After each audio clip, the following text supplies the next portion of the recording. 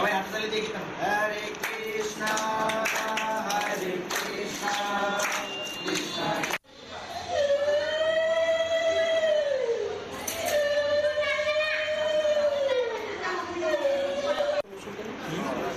একটু টান টু দেখো এদিকে আয় এদিকে আয় ওদিকে আয় ভালো এদিকে না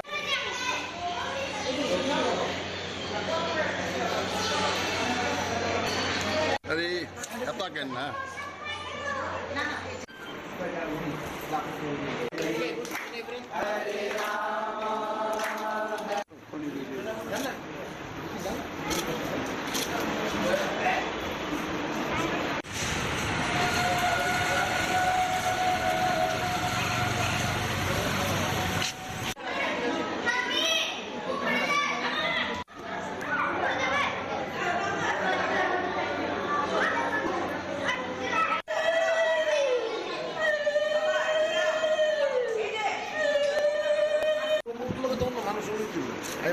Huwagan.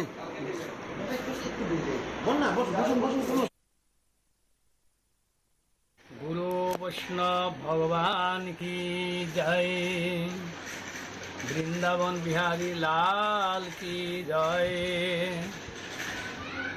মহা সৌভাগ্যের বিষয়, আমাদের সকলে আনন্দের বিষয়।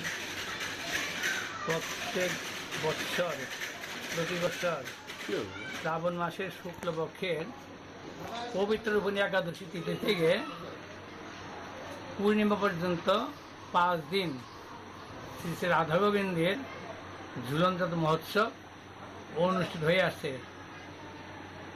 সর্বভারতেই। বিশেষ করে ঝুলনযাত্রা উৎসব, আনন্দ উৎসব সেই বৃন্দাবন ধামে রয়েছে 1 মাস পূর্বের থেকে।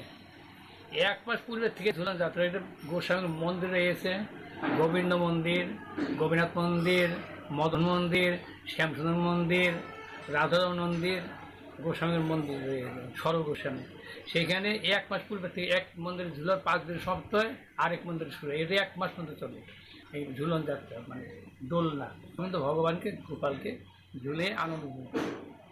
এই ঝুলন যাত্রা হলো সেই অনুরাগ মার্গের প্রাকৃত জগৎটা নেই, এটা অপ্রাকৃত ভূমিকা যারা রয়েছেন সেই অপ্রাকৃত ভক্তদের জন্য ঝুলন যাত্রা উৎসব।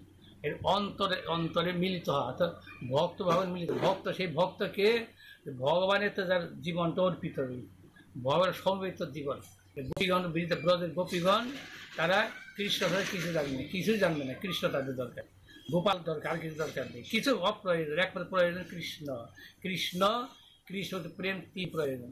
এই ঝুলনযাত্রা মহানন্দ, ব্রজ ধামের আনন্দ, ব্রজের লীলা, বৃন্দাবন লীলা। বৃন্দাবনে ভগবান শ্রীকৃষ্ণ রাধারানীর সঙ্গে মিলিত হলেন। রাধারানী ভগবান শ্রীকৃষ্ণের পূর্ণ শক্তি। রাধারানী একটা স্ত্রীর লোক নন, তিনি ভগবানের অন্তরাকার শক্তি।